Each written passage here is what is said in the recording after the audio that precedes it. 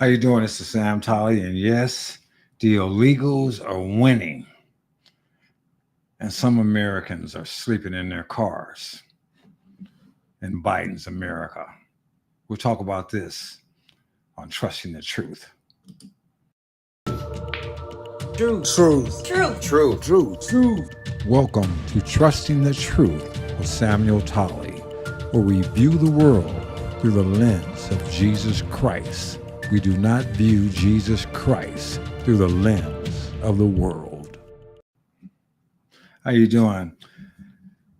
This is Sam Tolley, Trusting the Truth, and I want to talk about America in 2023. I mean, it's amazing what this country is going to become or has become. You know, first let me show you something. I want to show you what the rule number 20 was in the Communist Party and something that Joseph Stalin had to say. Let's look at this before we get into it too deep. Print is the sharpest and the strongest weapon of our party. That's what Joseph Stalin said.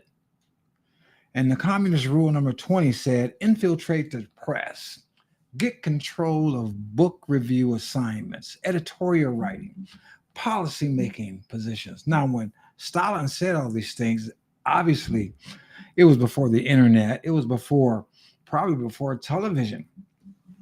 It was before we had the capacity that is man to disseminate information instantly and everywhere. And the press, the communists understood that you could use the press to do their bidding. And even in the United States right now, I think that the press are either communists, but they're definitely either communists or socialists or whatever. But they're not acting like the press. The press's job is to be the referee, the impartial referee. Now, some Democrats may feel as though, well, I think the press is doing a good job. Okay, that's fair. But anybody with any common sense and are paying attention to anything has to know that the press is biased. So the vast majority of Democrats should understand and know that. Case in point, Donald Trump. Ever since he walked down that golden escalator, they were slamming him. Now, at first, they thought he was a joke, and they gave him a lot of press because they thought it was funny. But once it became serious, then the press turned on him like he was the second coming of Attila the Hun. And the press conveniently forgot about the fact that Trump was a very popular American to both Democrats and Republicans. They never mentioned anything like that. They never mentioned the fact that he had, which they knew, this primetime television show for about 11 years. A show that was watched by many. Now, I didn't watch it because I never watched reality TV. But the fact of it is you would think that if he was the monster they portray him to be, the press would have told us then he would have never been able to have that show. But he had the show and they welcomed him on the show. But now, you think he can get a show on NBC? I doubt it. Now, so the press, they went with this fabrication, this lie that was implanted saying that Trump was a Russian stooge, that the Russians helped him win the 2016 election. They ran with this thing for like 3 years. They were set up where the government spent over $40 million investigating this thing. Come to find out that the FBI knew about it all along, even before it was investigated. As a matter of fact, the FBI even went so far, I believe, to offer $1 million to this person who wrote that dossier if he could substantiate it. And it also came out that the person who authorized this dossier allegedly and paid for it was Hillary Clinton, Trump's opponent. I believe half the people in America don't even realize that. I mean, none of my liberal Democrat friends have ever said a word about that. So, because the press is not being the impartial referee, they should have been slamming Hillary and slamming the FBI and slamming everybody that came up with this lie and perpetrated it on the American people for 3 years. But they didn't, because the press is part of the lie. That's why they didn't. And then you get these people that no longer think independently. They do not read, or if they can read, they get a bunch of propaganda, and rarely do they get balanced reporting or information. And so they just go along with it. Or those that realize something must have been wrong. It doesn't make sense that we went through this for 3 years. And even though I don't like the man, there was nothing. There has to be some Democrats that feel that way.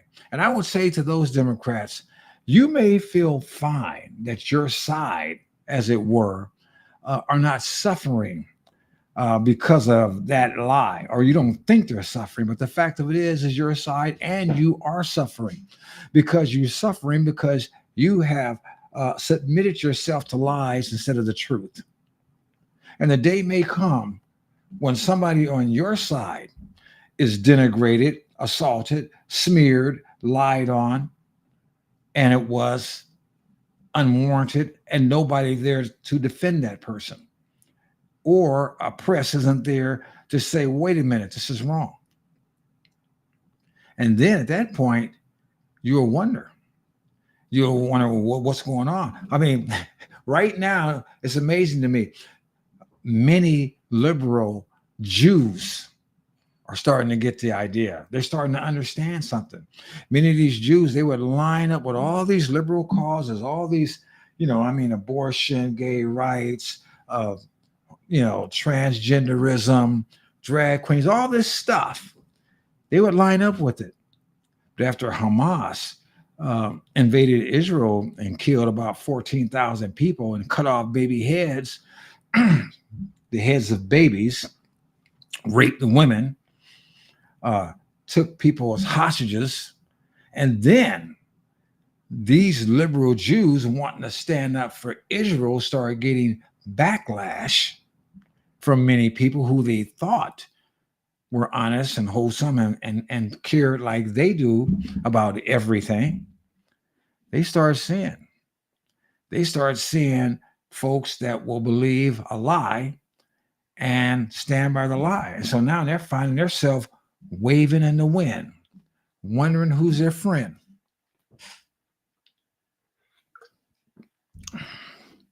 I believe that the truth needs to be stated. And sometimes, even if we don't like it, even if the truth hurts, we need to tell the truth. Because in the end, the truth is the only thing that we have. If you build a house on sinking sand, it's going to crash. But if it's on the truth, no matter what buffets it, it'll stand because there's nowhere else to go. Getting into my topic for this evening. This is some very strange area that we don't got into. And here's another thing about the press. The press denigrated Trump so much about everything. It got to the point where no matter what Trump was for, if he was for it, they were against it. I remember when he was for hydroxychloroquine or ivermectin for that situation we had that I don't even know if certain stations will even allow me to talk about it. But the press was against it. They wouldn't even entertain the possibility that what he was saying could be true. And we come to find out that it was true, that those things could have helped people. But another thing they talked about was that he was xenophobic. He hated illegals. He hated people from other countries. He wanted to put up a wall. How dare he put up a wall? Well, what happened after this election 2020 was over, regardless as to who legitimately won? We've had millions of people cross the border. Millions. And for the most part, the press was silent or supportive of the administration. Even the administration's border czar, the the the the colored or black, as people like to call her, uh, Kamala Harris, who never went down to the border. Um, they cover her butt. She didn't do anything. But only until these liberal cities start catching hell, more hell than they can stand, people start talking about it. Then now I hear that Biden's even talking about putting up a few miles of fence or a gate or whatever the hell you want to call it.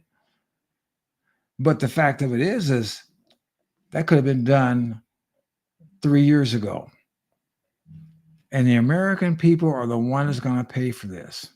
So now I want to get into the meat of my discussion today. It's this article. Biden's 2023 flood. 1 migrant for every newborn. Look at that. Look at that. 1 migrant, an American born and illegal shows up. And that's another thing about the press now. They won't say illegal aliens anymore. That's not accepted. It's migrants. And they won't even say illegal migrants. When you camouflage language, you're not telling people what they need to know. You're telling people what you want them to think or how to think.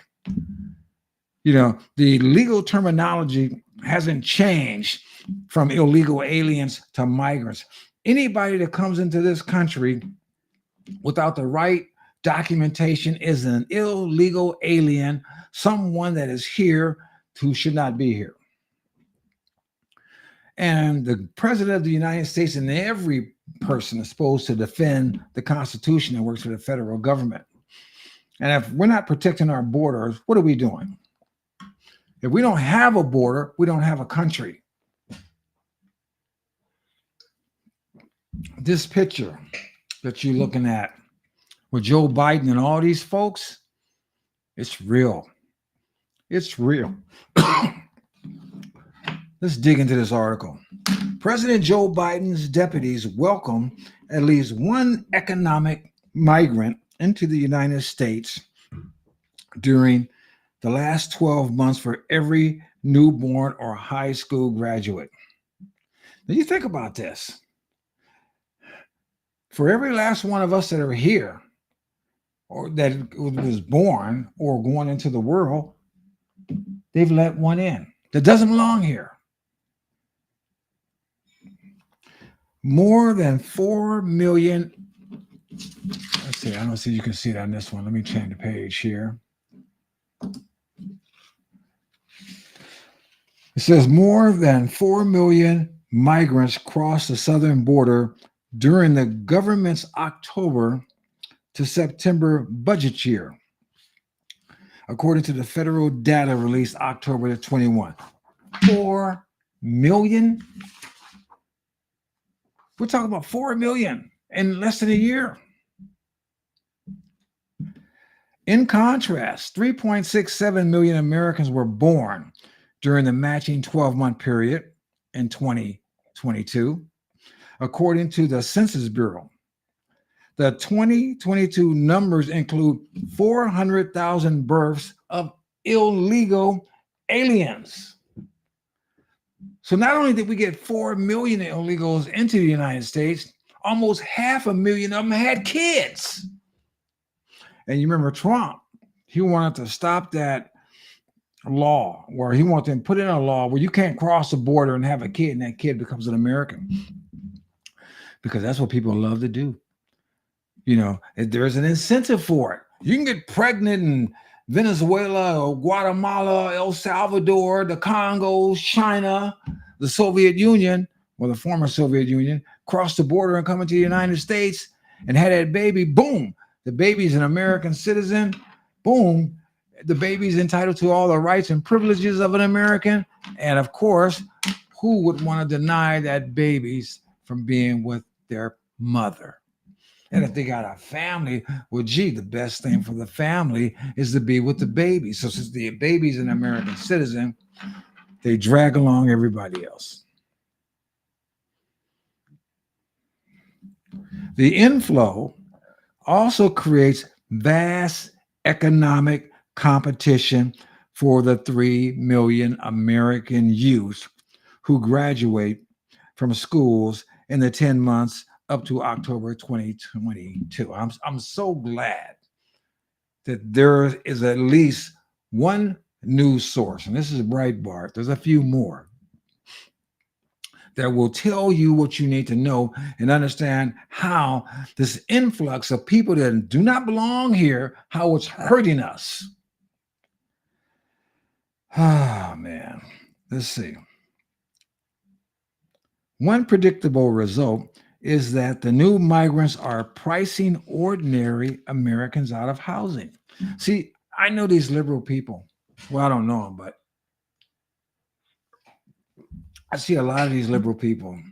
Oh, gee, they're just trying to, take care of their family. I mean, why would you not, stop somebody to just try to take care of the family? I saw a beautiful example of the hypocrisy of the liberal. This guy, he walked up to this guy. I guess he had a Biden shirt on or something, and he was asking him, "Do you think it's all right for illegals to come here and stuff?" He said, "Yeah, sure." So he had three of them walking with him, and he said, "Well, hey, here's so and so his medicine he takes in the evening or whatever, and these other two dudes, and I'm glad you give." So, whoa, wait a minute, they can't stay here. I don't know them people. What do you mean they can't stay here? You said you welcome illegals. See, these bleeding heart ignoramuses, they feel good as long as it doesn't hurt them personally, or as long as they don't think it hurts them personally. Because every last one of these folks across the border is going to impact that imbecile, whether he realizes it or not. His gas isn't twice as much for nothing. Taxes aren't through the roof, and inflation isn't through the roof for nothing. But see, his thing, just like so many of these other ones, they don't want to see it. Like Cher was talking about, well, if Trump wins, she's going to move out of the country. This woman got a big, gigantic compound. But I thought about it out her, brought her picture up, and she's a bleeding heart liberal. You can bet your sweet bippy that none of those liberals live on her compound. And if any of them come on her compound, it might be because she's hiring someone to do some work.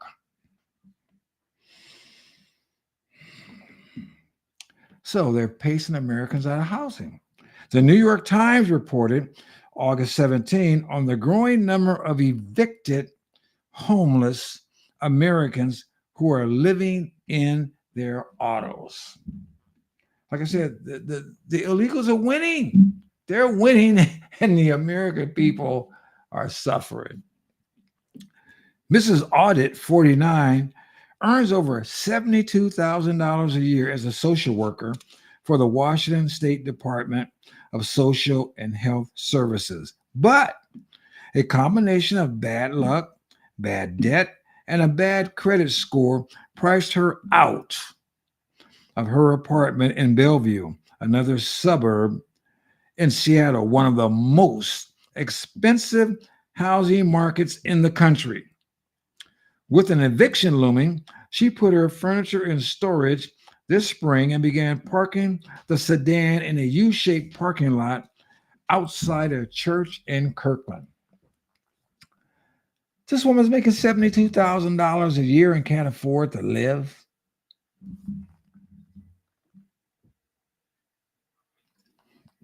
Maybe her situation is quite unique, or she got over her head in certain situations.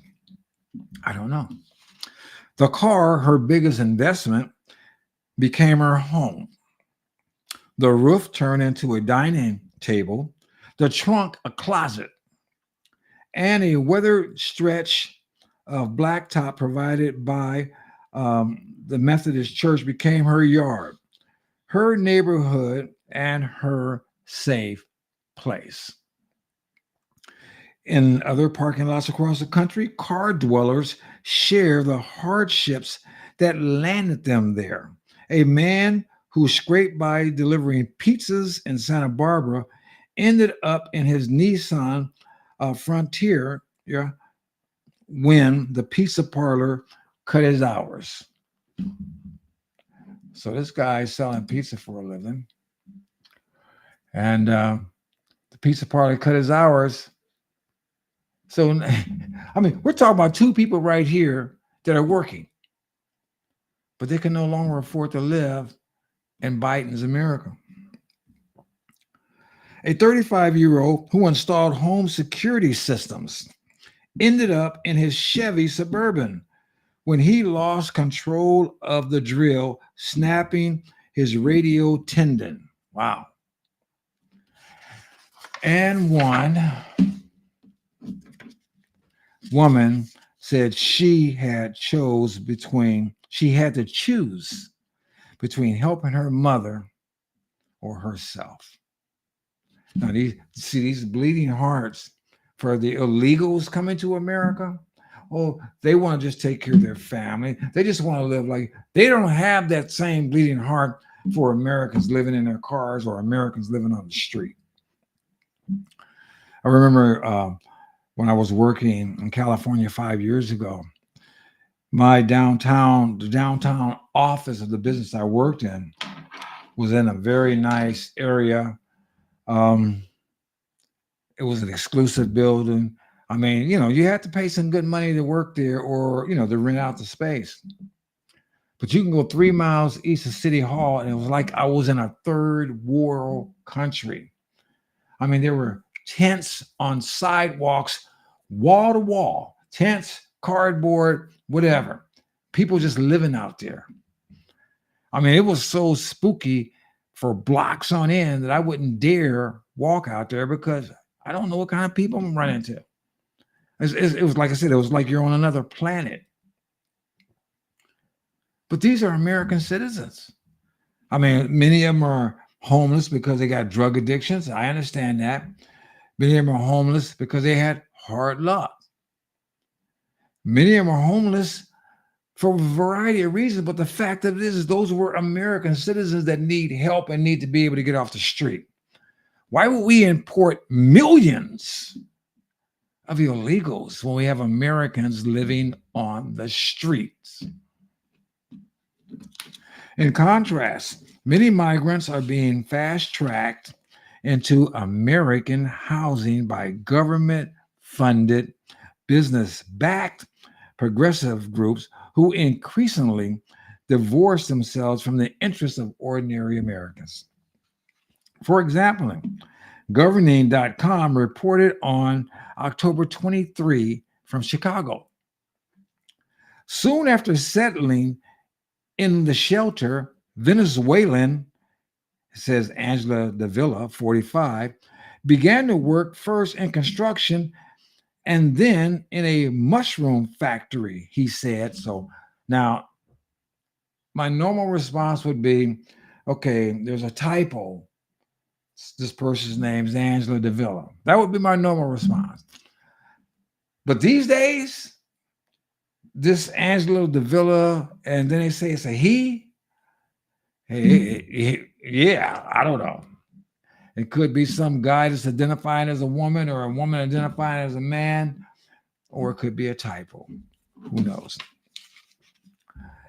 Now he rents a basement apartment from Matt Joint, the volunteer who first picked up Davila and his family from a police station to take them to a shelter.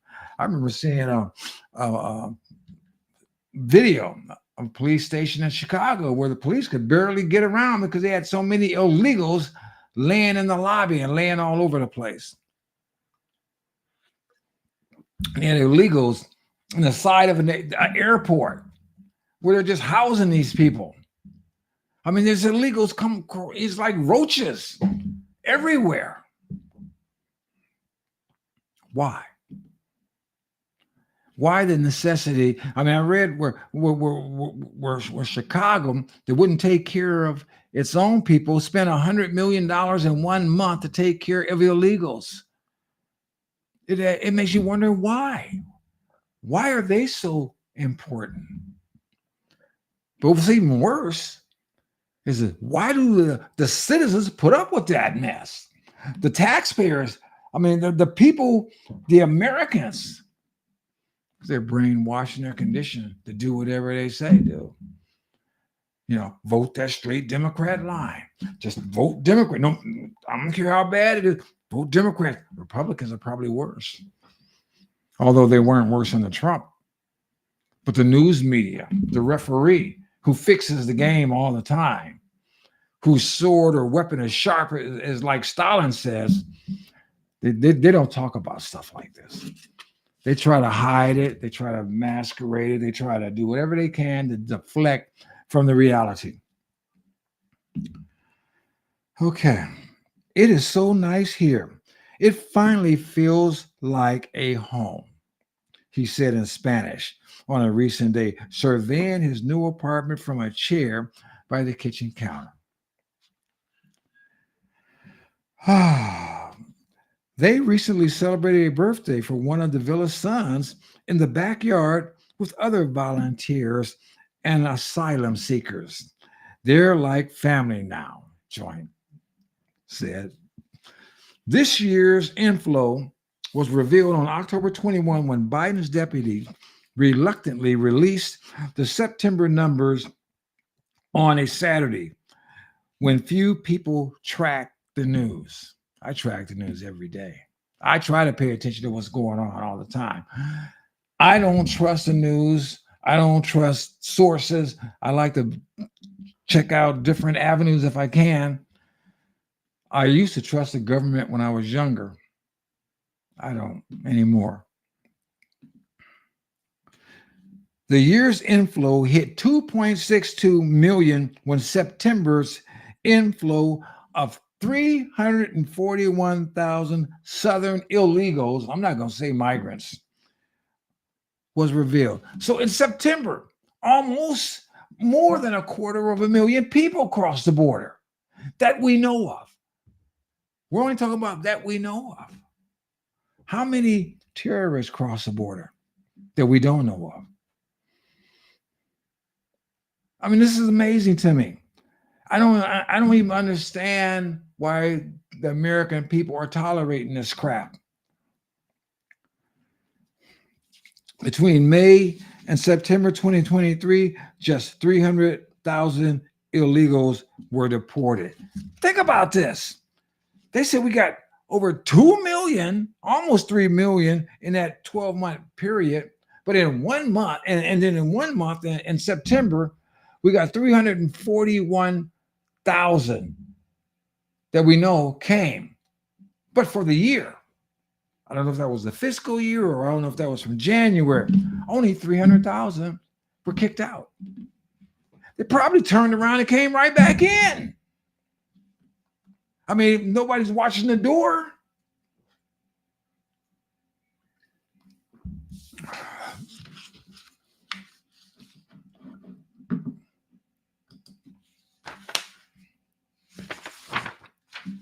The Southern inflow did not include roughly 1.5 million gotaways.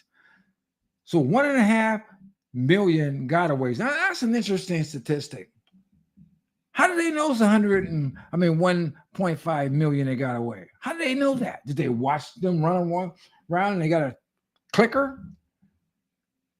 Or was this an estimate? This is an assumption. And if they saw 1.5 get away, how come they didn't have more people to get them? Not that they were going to do anything with them. They just could have put them on the official count. So he had 2.62 and 1.5 million. That's 4 something. Easy. Oh, there it says. Who snuck over the border, bringing the inflow to roughly 5 million.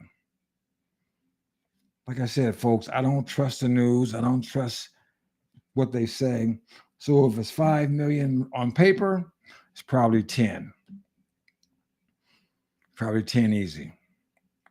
The 2023 inflow of 2.6 million is in addition to 2.5 million economic migrants welcomed in 2021 and 2022. Those migrants already were helping to cut wages and spike rents. Here you go, folks. You can see what's happening here. So they let in legal migrants to work, which in and of itself cuts American jobs, the legal ones. Then they bring in all these illegal ones, which cut American jobs. I mean, if you're used to making $15 a day and somebody's going to pay you $10 to $15 an hour, you're going to go where the $15 an hour. Then if you come into this country and they're going to give you room and board, fly you around anywhere you want to go, and then take care of you, why not? Hell, I would too. But the American people suffer. The 2023 Southern inflow of 2.6 million does not include the annual inflow of roughly 1 million legal migrants and at least 1 million visa workers who stay for a few months or several years. If they are added to inflow, Biden imports 2 migrants for every newborn American. So that means it's twice as many. You get the illegal ones, you get the legal ones. And these people, the news media, they were slamming Trump, and they still do. You know, they made MAGA a dirty word, make America great again, or the other catchphrase, America first. Like it's some kind of dirty word. So making Americans last. You know, it's just like this BLM thing, the CRT, you know, where you're telling white folks you're evil and you're racist whether you know it or not.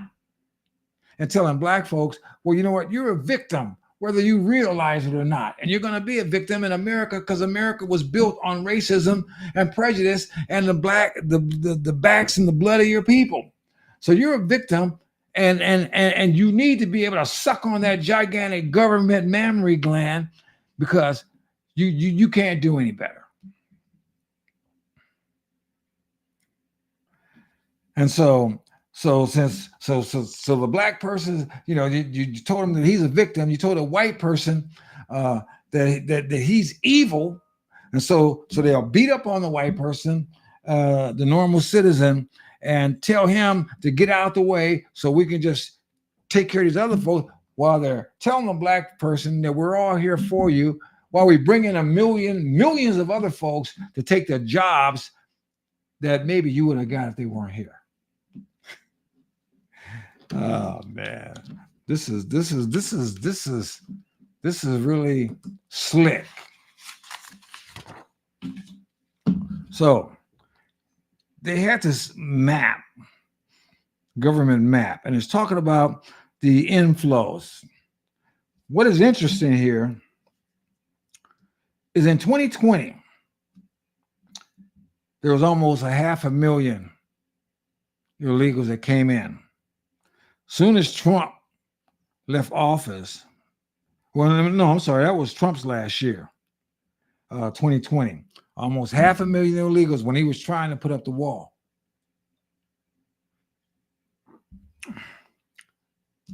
It's 458,088 people. I know you can't read it there.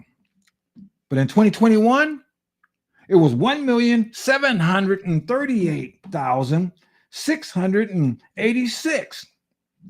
About, well, more than twice as many. Automatically, they just open up the doors, boom, just let in everybody. And each year thereafter, it increased. 2022, 2,378,944.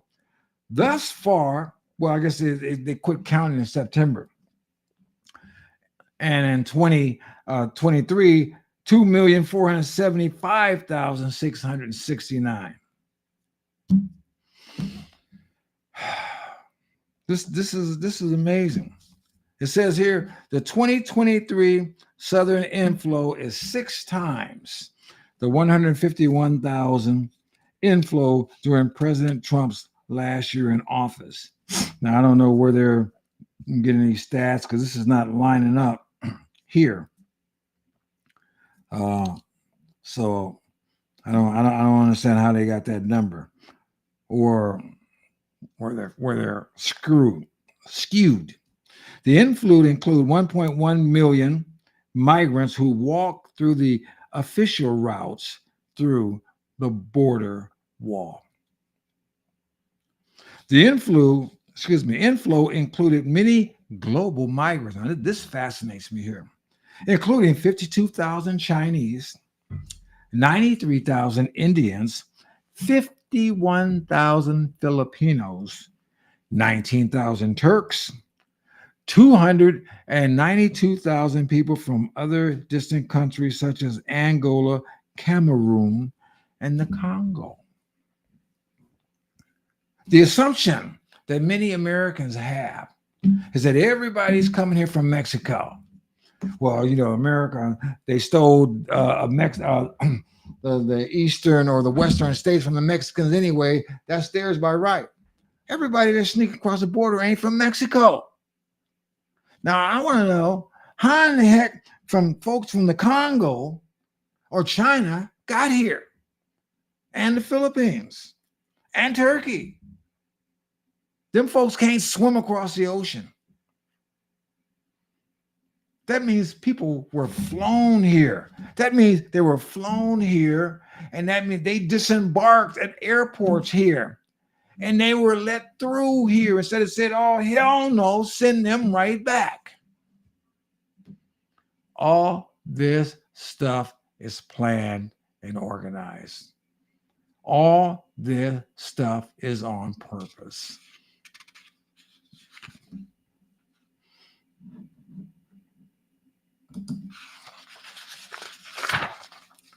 Mayorkas, that's the person in charge of Border Patrol. Inflow also included 163,000 Haitians, 196,000 Cubans, 103,000 people from Ecuador, and 386,000 easily deported Mexicans. So the Mexicans ain't that much compared.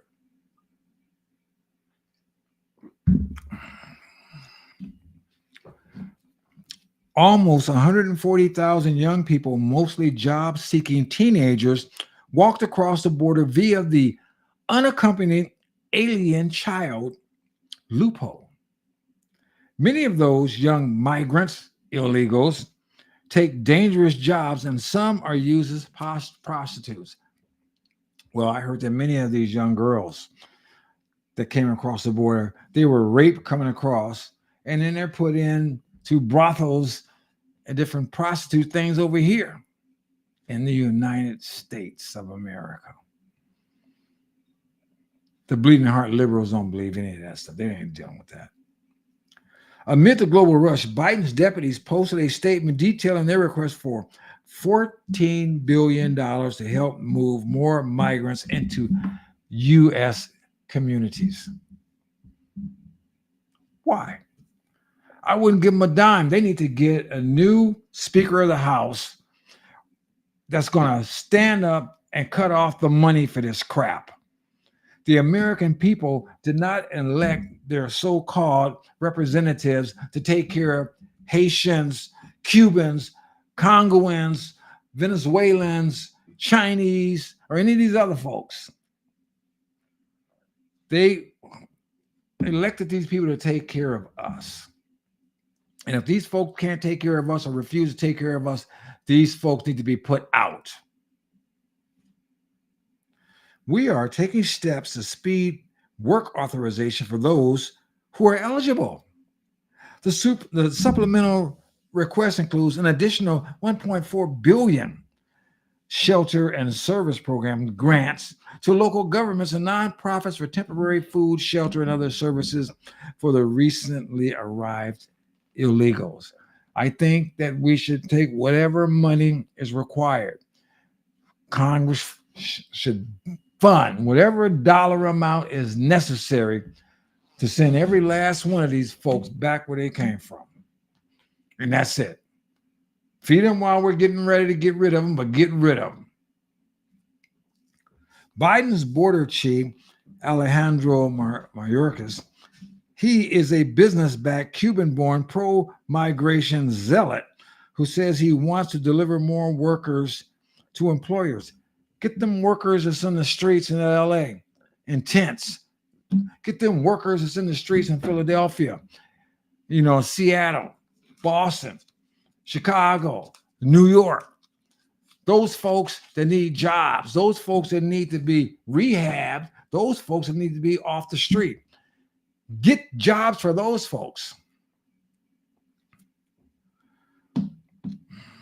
Regrettably, our legal immigration system is not designed to meet the needs of employers here in the United States, Mayorkas told the Senate Judiciary Committee in May. He continued, we have employers who are striving to find people who could fill jobs to contribute to our country's economic prosperity. Regrettably, our legal immigration system is not designed to meet the need of employers here in the United States. This is fascinating. We got schools in Oregon that just quit asking for any kind of exit exam requirements to get a diploma. They did the same thing in California several years ago. There were 23 schools that I mentioned a couple of weeks ago in Baltimore that had zero students with grade level math proficiency. And we're talking about we don't have enough people to do the jobs in America, so we want to import people. This doesn't make any sense. These folks aren't interested in having Americans take care of business. They're interested in controlling Americans, keeping them dumbed down, reduce wages, and get folks in here that do jobs and won't complain or demand more because wherever they were, this is better. So you're elevating people who are stuck down here, and then you're driving Americans down here, and so everybody's supposed to be happy in the mire.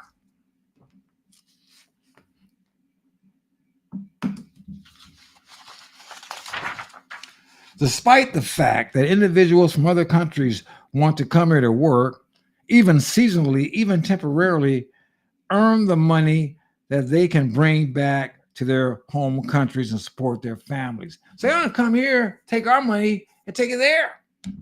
Polls show that a growing majority of Americans recognize that the immigration is making life difficult for ordinary Americans.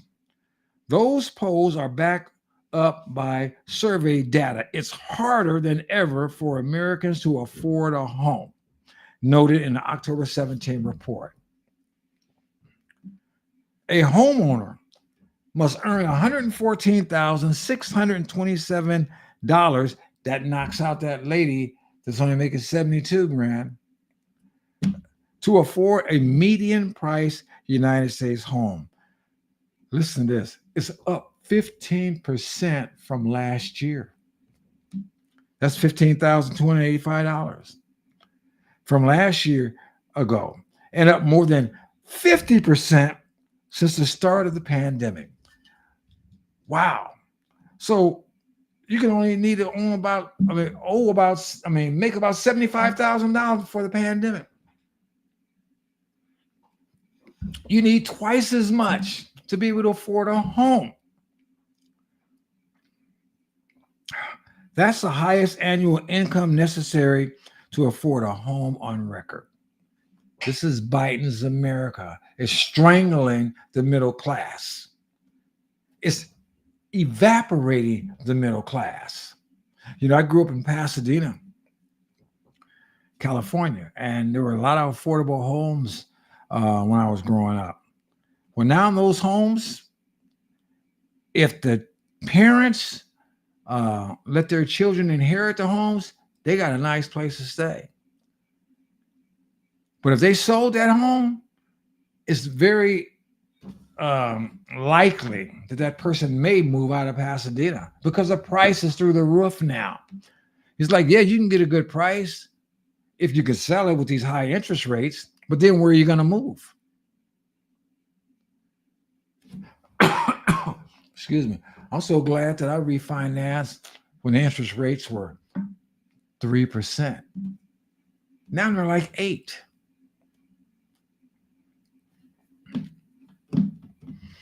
It's ridiculous. The Federal Bureau of Labor Statistics reported falling wages. Why are wages falling? Because you're bringing in all these illegals. You're bringing in all these people that will work for a lot less to do the same job while you're raising folks up. You're making it harder for the average American. I remember reading an article some time ago. I don't have it, but I believe this article was pertaining to, and I think it was Disney. I think they were having people that work for Disney hire foreigners to come and do their job, and they're going to fire those folks. I think it was Disney. I could be wrong. But whoever it was. See, one of the reasons they like doing this stuff is because the Democrats always love to talk about, the Republicans are the party of big business. They're the ones that want to make big business money. They don't care about the little man. You don't hear the Democrats talking that much about caring about the little man no more, do you? Oh, we love black people. We love minorities. They sort of infer it now. They don't talk about it as much as they used to. Just like they used to scream when Trump was president about reparations. We need to deal with this. They don't talk about that. They ain't interested in that. Now, I'm not personally for reparations. But see, that's one of those dog whistles, the words they like to use, to pull black folks' chain. When they got the power, they ain't talking about stuff that they could do something with. That they don't have. They put that stuff aside and they talk about that stuff when they can't do anything. It's the classic bait and switch. Classic. And so that thing about them loving the poor, they want to help people. This nonsense, just like this nonsense about voter ID is racist. They don't think voter ID is racist. They don't believe that crap. They know full well you can't go into a bank and cash a check unless you can prove who you are. They know that you're not going to be able to get onto an airplane unless you can prove who you are. They know all this stuff. The reason why they don't want voter ID is because they want to lie and cheat. They want to get as many illegals, and that's one of the reasons why I got all these millions of folks over here now. They want to get as many folks voting for them, because if you can get people hooked up and addicted to that big, gigantic government mammary gland, they figure that you will keep voting for those folks. And as long as you vote for the people that will give you that mammary gland to suck on, the people that's giving it to you is in power. And the people in power don't care about you. They don't even care about money. They don't care about money because they know that money will follow power. And as long as they got the power, they're going to get the money. And as long as they can keep you afraid, and they can keep you indoctrinated, and they can keep you segregated from thinking rationally, they got you. They got you. And that's what they're going to continue to do. Let's see. The real average hourly earning for all employees decreased by 0.2% in August and September. Seasonally adjusted, the U.S. Bureau of Labor Statistics reported today.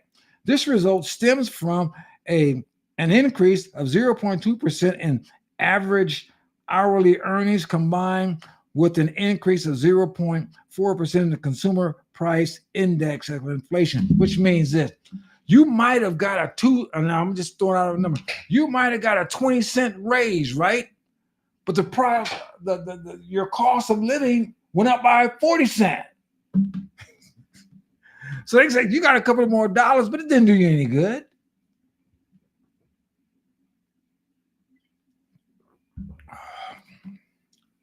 The pro-migration, pro-establishment magazine, The Atlantic, this is a liberal rag.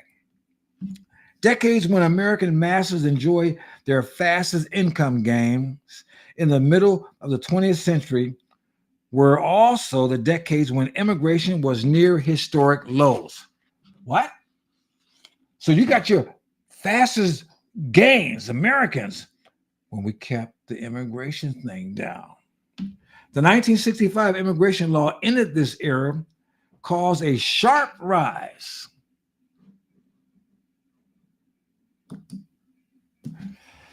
in the number of immigrants entering the workforce. Shortly thereafter, income for poor and working class Americans began to stagnate. Think about it. This is a liberal magazine that's telling the truth. The more of these folks you bring in, the more it hurts the average working American. You can bust your butt every day. You can vote for Joe Biden 15 times next to Sunday and every Democrat in the land. And as long as they bring in illegals, they're taking money out your pocket. It's as simple as that. Shortly afterwards, income for poor and working class Americans began to stagnate. The 1940s, 50s, and 60s were a time of low immigration and rapidly rising mass living standards. The period since the 70s has been neither. Folks,